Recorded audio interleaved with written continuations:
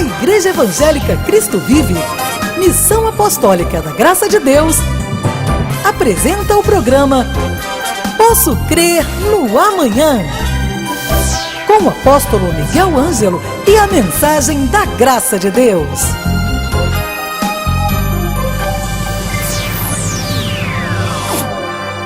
Olá, graça e paz, sejam todos bem-vindos ao programa da Igreja Cristo Vive. Eu sou a Bispa Ana Caroline e estou aqui em nome do meu pai, o apóstolo Miguel Ângelo, e da Bispa Rosana, que são os bispos primazes do nosso ministério. Daqui a alguns instantes você vai assistir a mais uma parte da mensagem que nós estamos veiculando ao longo desta semana, e esse mês tem sido um mês muito importante no nosso ministério, porque o nosso apóstolo está tratando a respeito de família. Nós cremos que a Bíblia Sagrada tem as instruções perfeitas para que nós apliquemos no nosso dia a dia, na nossa família, para que tenhamos uma família abençoada. O mundo já tenta de tantas formas influenciar de forma negativa as pessoas, e isso tem se refletido dentro das famílias, que nós precisamos tomar atitudes corretas, nós precisamos buscar aquilo que vai redundar em bons frutos na nossa vida familiar, e por isso o nosso ministério tem esse cuidado de levar até as ovelhas do Senhor as instruções pautadas na Bíblia Sagrada, as instruções que foram deixadas por homens de Deus, por homens inspirados por Deus, para que hoje nós, os filhos do Senhor, pudessem ter realmente a vida que o Senhor quer que nós tenhamos. A Bíblia, ela tem todas as orientações que nós precisamos. Se você tem alguma questão de problema familiar, se é alguma questão de doença, de problemas emocionais, tudo nós encontramos na Bíblia Sagrada. Ela é para nós um manual de vida. Então, é importante que você assista a esta mensagem, que você esteja atento, sabe? Nós precisamos estar atentos ao que Deus quer nos falar. A nossa vida é muito corrida, todos nós temos muitos afazeres, mas precisamos tentar de alguma forma, no meio desse caos total que é a vida do ser humano em pleno 2014, precisamos encontrar tempo para ouvirmos a voz de Deus, para meditarmos na palavra do Senhor. Talvez haja necessidade de abrir mão um pouco de algumas situações ou de alguns hábitos que nós temos, para que nós possamos investir a nossa vida naquilo que vai gerar um grande retorno, que é quando investimos em conhecimento, em sabedoria. Porque a sabedoria, ela tem muitas consequências positivas para a vida daquele que a possui. Salomão nos mostrou isso em vários versículos, em Provérbios, em Eclesiastes. Nós encontramos a importância da sabedoria, e até mesmo Deus se colocando como a sabedoria, e dessa forma prometendo gerar muitos benefícios para a vida daquele que a possui. Então, o programa da Igreja Cristo Vive tem este intuito de gerar sabedoria, de mostrar o que a Bíblia tem para nós, o que Deus espera de nós. E hoje eu quero falar em pouquíssimos minutos a respeito de uma característica que todo cristão deve possuir. E que, como eu disse, em função da vida caótica que todos levam, a vida agitada, da vida tão cheia de compromissos e de afazeres, acaba faltando em algum momento.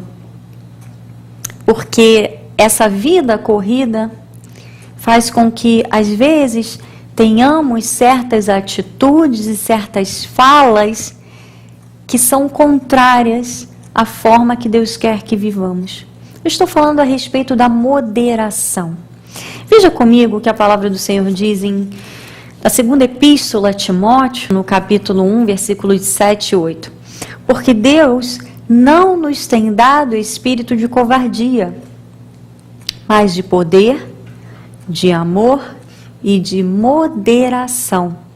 E ele continua no versículo 8: não te envergonhes, portanto, do testemunho de nosso Senhor. Nós precisamos dar testemunho de Deus. E como nós damos testemunho? Através das nossas atitudes, através da forma como nós reagimos diante das situações. É claro que todos nós somos de carne, estamos sujeitos a todo tipo de reação, mas isso é algo que Deus quer que nós trabalhemos em nós.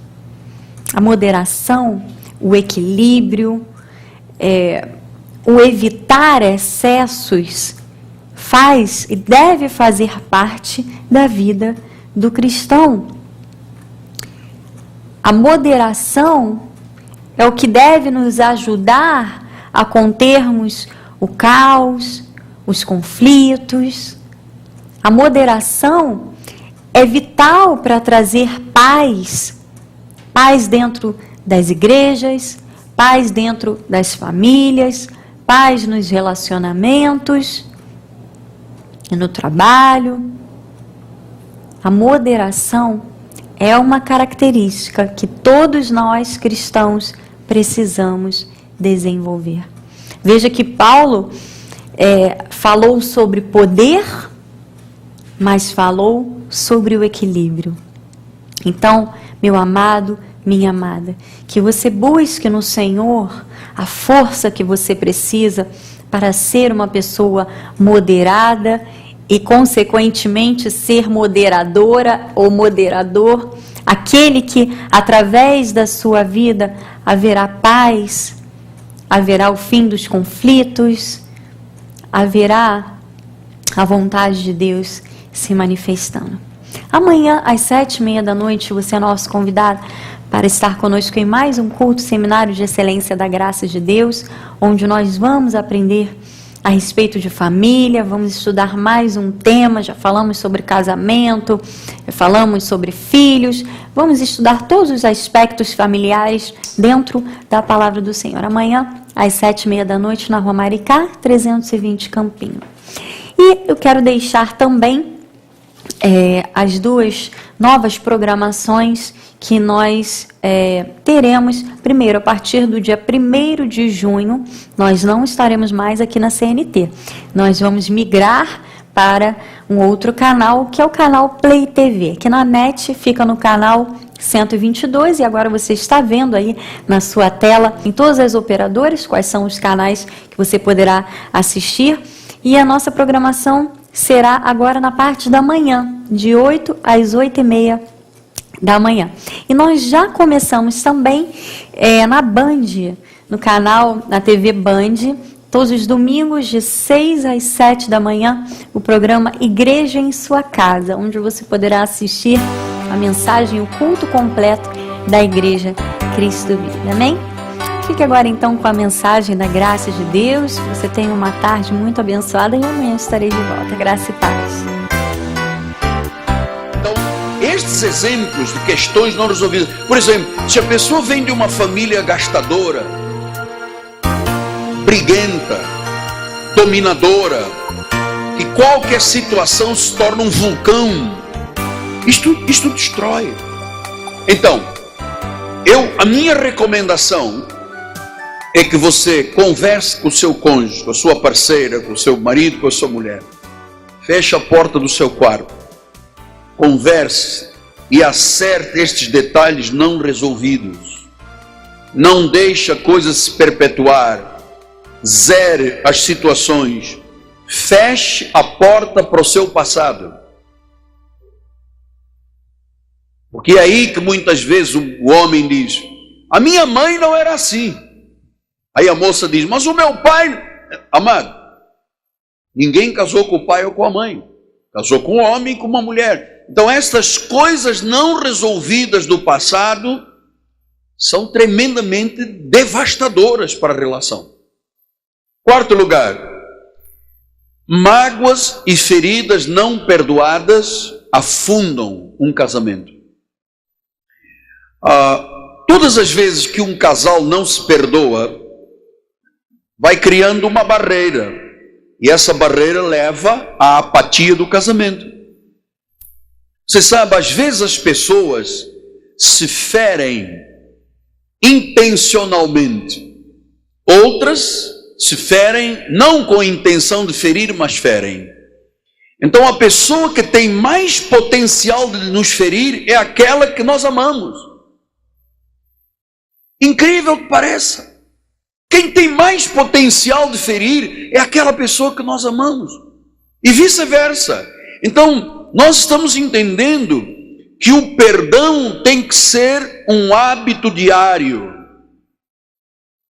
Todos nós somos imperfeitos. Se você não perdoa, é pior. E você sabe, é pior e é pior a cada dia. A falta de perdão é o pior pecado dentro de um casamento. E quem não perdoa é por vaidade. E a vaidade é a loucura do homem. Então você sabe, Deus espera que nós perdoemos como Ele nos perdoou. O casamento precisa de doses maciças de perdão. Eu vou lhe dizer, eu como seu pastor, clamo esta noite para que você, todos nós aprendamos a perdoar. Deixe ir o que lhe feriu. Por isso é que Paulo disse em Romanos, Deus chama à existência aquilo que não existe. Então, às vezes não existe perdão, existe dificuldade, faísca na relação. Se você não perdoar, você piora. A falta de perdão vai piorando e piorando e piorando a relação. Então, quando se perdoa, se levanta o casamento. O casamento pode estar até morto, né? Ele chama à existência as coisas que não existem. Ele transforma as pessoas que se perdoam, as pessoas que sabem que precisam definitivamente resolver questões que vieram às vezes de antes do casamento, que aceitam as suas diferenças. Deus pode transformar tudo numa relação muito feliz. Pastor, mas como é que eu faço isto? Olha, primeiro aceita a sua parte de responsabilidade. Porque não adianta você dizer, o meu marido é o culpado, a minha mulher é a culpada. Não existe isso aqui. O que Gálatas 6,5 diz? Olha lá. Porque cada um levará o seu próprio fardo. Cada um leva o seu próprio fardo. Significa que cada um na relação tem a sua responsabilidade. Cada um tem a sua parcela de responsabilidade. E aceitar a responsabilidade é muito interessante. Em vez de você, como muitas pessoas fazem, comparar o seu cônjuge com outra pessoa. Não compara a sua esposa com a sua mãe. Não compara o seu marido com o seu pai. Não acuse o seu cônjuge dizendo, se você fosse como aquela pessoa. Isso não é parte do cristianismo. Decida ser feliz e faça o seu parceiro ou a sua parceira feliz. Senão você estará perdendo a sua vida. Você sabe, muita gente pensa que o amor é um sentimento. O amor não é um sentimento. O amor é uma virtude que desperta sentimentos. Eu amo porque eu decidi amar. É uma virtude. Não é um sentimento que um dia vem, floresce e no dia seguinte não tem mais. Não, é uma decisão. Então, muita gente, em vez de decidir ser feliz, decide não ser feliz e perde a sua vida. Eu disse aqui no domingo várias vezes, a grama, para ficar verde, tem que ser regada com água e fertilizantes. Então, o que é água e fertilizantes? É o cuidado com a relação. Todo mundo, quando casa, sabe que tem diferenças, tem que aceitar. Todo mundo tem uma bagagem vinda da família, tem que se desfazer isso aqui. Todo mundo sabe que numa relação, para dar certo, cada um tem parte de responsabilidade na relação. Nós estamos tratando de casamento cristão, não estamos tratando de casamento do mundo, estamos tratando de casamento cristão. Então, nós entendemos que muita gente chega até nós e diz assim: apóstolo, eu descobri, depois de 10 anos de casamento, uma grande incompatibilidade de gênios. Ora, não existe mito maior do que essa coisa de incompatibilidade, porque é uma desculpa que as pessoas têm para se separarem. Eu já disse aqui várias vezes, você sabe quem é que criou a palavra incompatibilidade?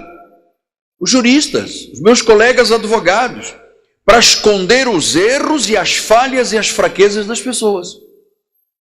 Amado, todo erro pode ser corrigido. Todo. Da imaturidade, do egoísmo, a teimosia, sabe? Pode ser corrigido. Amado, quando dois querem, não há incompatibilidades. Agora, quando são dois bicudos, diz que dois bicudos não se beijam, é verdade. Fica ali o bico ali, rolando um no outro, mas não beija. Então nós temos que entender que essa carga forte que tem que haver no casamento de perdão, para que as pessoas aprendam como cristãs a aceitar a responsabilidade da sua parte. Porque é muito simples dizer: o meu marido não presta, ele tem que mudar em tudo. Ora, isto aqui é diabólico. Isto é diabólico. Você sabe que não é assim, cada um tem uma parcela de responsabilidade. Segundo lugar, temos que crer e acreditar que Deus pode mudar qualquer situação de relações matrimoniais. Eu acredito nisso, amado. Em Mateus 19, 26, diz a palavra do Senhor: Jesus, fitando neles o olhar, disse-lhes: isto é impossível aos homens, mas para Deus, diga comigo, para Deus tudo é possível, tudo. Às vezes, nas relações que começaram, o senhor certo casou com a senhora certa. A harmonia total, hostilidade, apatia, indiferença. Começam as feridas profundas, começam as indiferenças profundas, começa a não haver mais esperança. Mas o que eu entendo como pastor é que Deus não desiste dos casamentos. Deus pode fazer o que nós não podemos fazer. A minha recomendação e o meu clamor é: não desista até que o seu casamento seja o casamento dos seus sonhos. Porque olha, Deus odeia o divórcio, Deus odeia separações, Deus odeia o que faz a vida ser miserável. Então nós temos que olhar o casamento pela perspectiva de Deus. E às vezes um casamento que foi arrefecendo, Deus pode ressuscitar esta relação. Ele chama a existência o que não existe. Às vezes o casamento está afundando, Deus pode trazê-lo de volta. O terceiro ponto é que cada um tem que se comprometer a fazer o que tem que ser feito. Em Gálatas 6:9 diz isso: não nos cansemos de fazer o bem. Isto é para o homem e é para a mulher. Não canse de fazer o bem, porque há seu tempo. Isto é maravilhoso. É uma promessa maravilhosa. Diz: há seu tempo. Há um tempo em que nós vamos ceifar. Mas o meu marido é muito duro, a minha mulher. Semeie o seu amor, semeie a sua oração, semeie a sua bondade, semeie. Não se canse de fazer o bem, porque haverá um tempo em que você vai ceifar. Agora, diz a Bíblia, se não desfalecendo. O problema é que muita gente desfalece, desiste. Então, você já ouviu pessoas dizerem assim: olha, aquele casal ali tem um grande casamento, eles são pessoas de sorte. Você já ouviu dizer isso? Só que numa relação não há sorte. Quando você vira um casal que tem um grande casamento, é porque eles fizeram um grande esforço para ter um grande casamento. Não é verdade? Fizeram um grande esforço. Porque muitas vezes eu ouço isto entre as pessoas: olha, tem um grande casamento, olha, mas eles são um casal de sorte. Não há casal de sorte. São as pessoas que se esforçam muito, que são humildes, são honestas, não têm egoísmo, têm vontade de acertar, admitem os seus erros, são persistentes, têm vontade de mudar o tempo todo. É por isso que tem um grande casamento. Tem um grande casamento. Agora, você sabe, há um preço a pagar para se ter um bom casamento. Mas vale a pena qualquer esforço. Vale a pena colocar energia para você ter um bom casamento. Mas não acredite que há sorte nisso aqui, porque eu não acredito em sorte nem azar. Você vê um casal que se dá bem, feliz da vida, eles se esforçam para que isso aconteça. Você quer ver um casal apático? Não se esforçaram nada e a apatia chegou. A indiferença, sabe, a relação esmorece e às vezes não existe.